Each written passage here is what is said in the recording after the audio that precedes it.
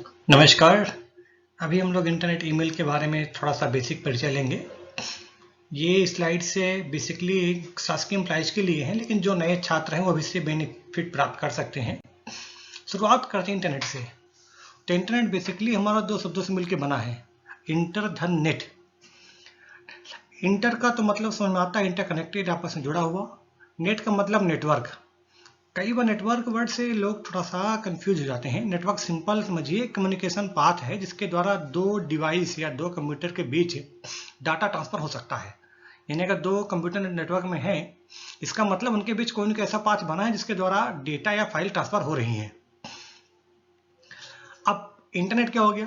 जो नेटवर्क हमारा बना है, कई नेटवर्क जोड़ दिए गए तो उसको हम इंटरनेट बोल लेते हैं। जैसे मान लीजिए एक सीजे का नेटवर्क है, रीवा का नेटवर्क है, भोपाल का नेटवर्क है, जापान का नेटवर्क है।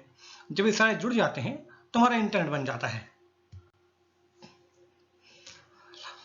अब हमने जाना कि इंटरनेट हमारा बनता है नेटवर्क से और नेटवर्क बनता है कंप्यूटर से। तो हम कह सकते हैं इंटरनेट एक दूसरे से जुड़े कंप्यूटर का विशाल जाल है जिसमें दुनिया भर के शैक्षणिक, औद्योगिक, सरकारी, गैर सरकारी व्यक्ति आपस जुड़ते हैं। और जो सेवाएं मिलती हैं, इंटरनेट बहुत सी सेवाएं मिलती हैं। इसमें ईमेल, बातचीत, इनका उपयोग ज़्यादा होता है। इसके अलावा पिक्चर, वीडियो, मनोरंजन के लिए भी इसका उपयोग बढ़ रहा है। इसलिए हम इसे विश्व का नेटवर्क कहते हैं। इंटरनेट काम कैसे करता है? जितने भी हमारे डिवाइस इंटरनेट में हैं, चाहे मोबाइल चाहे कंप्यूटर, सभी के खास पता होता है। जैसे आप मोबाइल का नंबर होता है, ऐसे आप यहाँ पे जो डिवाइस होते हैं उनका एक खास पता, इसे आईपी एड्रेस कहते हैं। जैसे आप google.com, yahoo.com जो भी लिखते हैं, उसके डाटा पर हम उसके आईपी एड्रेस द्वारा ही पहुंचते हैं। जैसे आप डायग्राम में देख रहे हैं, डोमेन नेम है google.com। अब जब भी google.com लिखेंगे तो हमारा कंप्यूटर गूगल के सर्वर तक गूगल के आईपी एड्रेस ही पहुंचता है। यानी यहाँ पे जितने भी कंप्यूटर हैं सभी को एक आईपी एड्रेस दिया गया है जो कि यूनिक होता है। किन्हीं भी दो डिवाइस का आईपी एड्रेस सेम नहीं होता है। ये इंटरनेट का उपयोग है। संचार, जैसे आप देख ही रहे हैं, आजकल लोग व्हाट्सएप, स्काइप का उपयोग कर रहे हैं। शिक्षा, वर्चुअल क्लास या कोई मैटर ढूंढना हो तो आप देख रहे हैं आजकल लोग नेट पे डिपेंड है। वित्तीय लेनदेन भी काफ़ी बढ़ता जा रहा है। अब तो नेट बैंकिंग काफ़ी लोग उपयोग कर रहे हैं। ऑनलाइन बुकिंग देख ही रहे हैं, train ticket, plane ticket, cinema ticket, सब कुछ आप नेट से बुक कर सकते हैं। जॉब ढूंढने में काफ़ी नेट उपयोगी है। आजकल छोटे शहरों के लोग भी बड़े शहरों में जॉब नेट के द्वारा ढूंढ पा रहे हैं। नौकरी जॉब सेट जैसी वेबसाइट है हमारी है। मनोरंजन तो आप समझते ही हैं, किसी के हाथ में इंटरनेट है, मोबाइल है, तो वो तो कभी बोर होता ही नहीं है। और खरीदारी भी धीरे धीरे बढ़ रही है। कई सारी कंपनियां, नई नई कंपनियां आ रही हैं तो इंडिकेट है कि खरीदारी का उपयोग काफ़ी खरीदारी नेट से हो रही है। नेट से हमें जुड़ना है।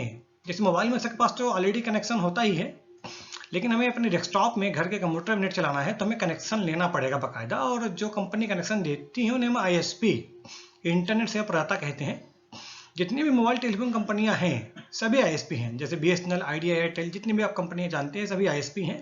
आप किसी भी कंपनी से कनेक्शन ले सकते हैं। अब जिससे कनेक्शन लेंगे तो एज यूजुअल कि आपको उसका शुल्क देना पड़ेगा, जो कि प्लान पे डिपेंड करता है आपने कौन सा प्लान लिया हुआ है। अलग अलग प्लान के अलग शुल्क होते हैं। ब्राउजर, अगर आपने कनेक्शन ले रखा है, कनेक्शन एक तरह का आप जानते हैं कि कंप्यूटर दो भाग होते हैं, हार्डवेयर, सॉफ्टवेयर होते हैं।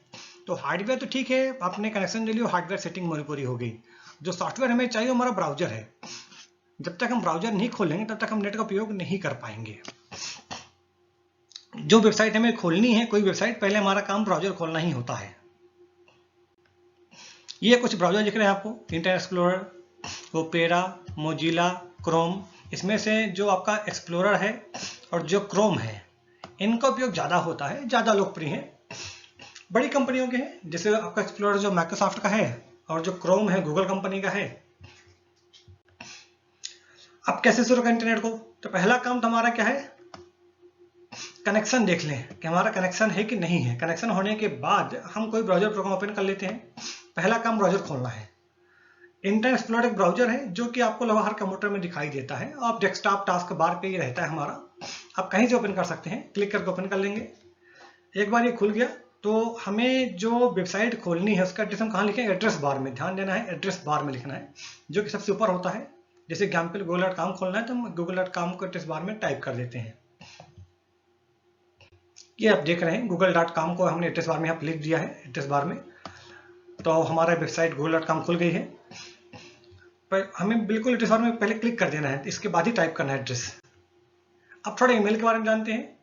इलेक्ट्रॉनिक माध्यम सिंपली जो चिट्ठी में डाकिया लेके जाता है, यहाँ पे इलेक्ट्रॉनिक माध्यम से मिल जाता है, उसमें ईमेल कहते हैं। सामान्य चिट्ठी भेजनी है तो भी पता लोगों को चाहिए होता है, यहाँ पर पता दूसरे के चीज को भेजना है, ईमेल आईडी, और हमारा ही पता होना चाहिए।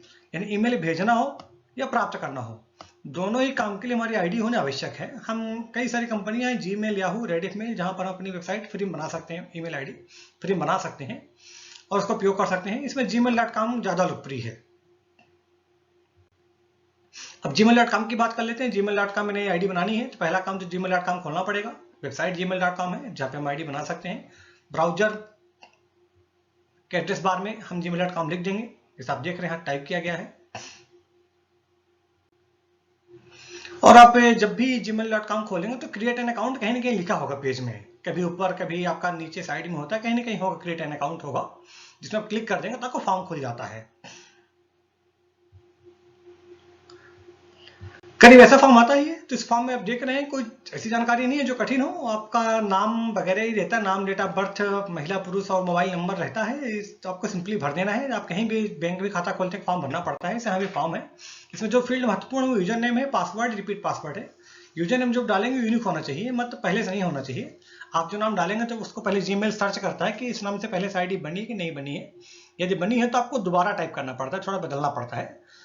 यूजर नेम में कोई भी स्पेस नहीं देना है, में ध्यान रखना है। और हम यूजर नेम में अक्षर या अंक या फिर अंडरस्कोर भी उपयोग करते हैं। बेहतर है कि यूजर नेम को हम स्मॉल में लिखें, हालांकि कैपिटल लिख सकते हैं लेकिन अच्छा है कि स्मॉल में लिखें। पासवर्ड 8 अंक होना चाहिए, और आप कुछ भी पासवर्ड लिख सकते हैं, थोड़ा सा कठिन रखें पासवर्ड, यानी अपने लिए सरल हो, दूसरे के लिए कठिन हो। जैसे अपने बेटे के नाम और डेट ऑफ बर्थ करेंगे तो थोड़ा सा आपके लिए सरल है, दूसरे के लिए कठिन है। रिपीट पासवर्ड दोबारा डालना पड़ता है, जो पासवर्ड आपने लिखा है वही आपको रिपीट पासवर्ड लिखना पड़ता है, अलग अलग नहीं करना है, दोनों हमारे सेम होने चाहिए। ईमेल भेजना है तो हमने अकाउंट बना लिया है, तो अकाउंट में लॉगिन करने के बाद कंपोज में लिखा मिल जाएगा, कहीं ना कहीं सामने आपको बाएं साइड कंपोज लिखा मिलता है, वहां क्लिक कर देंगे तो आपको ऐसा बॉक्स दिखाई देगा। ये दिख रहा है बॉक्स। यहाँ रेसिपिएंट में हम क्या लिखेंगे, मेल आईडी लिखेंगे जिसको आपको मेल भेजना है, जैसे आप चिट्ठी में पता लिखते हैं भेजने वाले को जिसको भेजना है। तो सब्जेक्ट में आप लिखेंगे किस बारे में मेल भेज रहे हैं, जैसे छुट्टी के लिए आवेदन है या दिवाली के लिए आप 20 कर रहे हैं। यहाँ पे आप संदेश लिखेंगे, ये पूरा आपके संदेश के लिए है। और ये एक ऑफिस की पिन बनी हुई है, जैसा पिन उपयोग करते हैं फाइल को जोड़ने के लिए। यहाँ पे क्लिक करके आप कोई इसमें फाइल अटैच कर सकते हैं। अंतिम में सेंड में क्लिक कर देंगे तो आपका मेल भेज दिया जाएगा। मेल आप भेजेंगे तो वो उसके इनबॉक्स में पहुंचता है। ऐसे किसी ने मेल हमें भेजी है तो हमारे भी मेल हमें इनबॉक्स में आती है। आप जब भी अपना अकाउंट खोलते हैं तो आपके इनबॉक्स से ऑटोमेटिकली दिखाई देता है। यदि आपको संदेश न दिखाई दे आप इनबॉक्स में क्लिक कर सकते हैं। जनरली खोलने के बाद नहीं होता है, आप किसी और पार्ट में काम कर रहे हैं तो ऐसा आपको इनबॉक्स खोलना पड़ सकता है। यहाँ पे देखें तो भेजने वाले का नाम यहाँ पर है। यहाँ पर नाम वो दिखाता है जो बनाते समय डाला गया है। जरूरी नहीं कि नाम व्यक्ति का सही हो, क्योंकि जीमेल कोई डॉक्यूमेंट हमसे जमा नहीं कराता है खाता बनाते समय। फिर सब्जेक्ट होता है, फिर मेल के कुछ शुरू की लाइनें होती हैं, और यहाँ पे आपका डेट या टाइम होता है। यदि मेल आज की है तो टाइम रहेगा, जैसे आप यहाँ देख रहे हैं टाइम दिया गया है। और यदि पुरानी मेल है तो यहाँ पे डेट रहती है। और यदि यहाँ पिन लगा हुआ है, जो पिन देख रहे हैं आप, तो तभी होगा यदि आप इसमें साथ कुछ अटैचमेंट साथ में है। ईमेल जो हमें प्राप्त हुआ है तो ईमेल को हम सिंपल पढ़ सकते हैं, या दो विकल्प और हैं, रिप्लाई और फॉरवर्ड। जैसा मोबाइल मैसेज आप करते हैं देखते हैं, तो दोनों उल्टी प्रक्रियाएं हैं। आपको रिप्लाई करना है तो आपको सिर्फ संदेश लिखना पड़ेगा, मेल आईडी लिखने की आवश्यकता नहीं है। और जब फॉरवर्ड करना है तो हमें केवल मेल आईडी लिखनी पड़ेगी, संदेश लिखने की आवश्यकता हमें नहीं होती है। हम संदेश को फॉरवर्ड कर सकते हैं।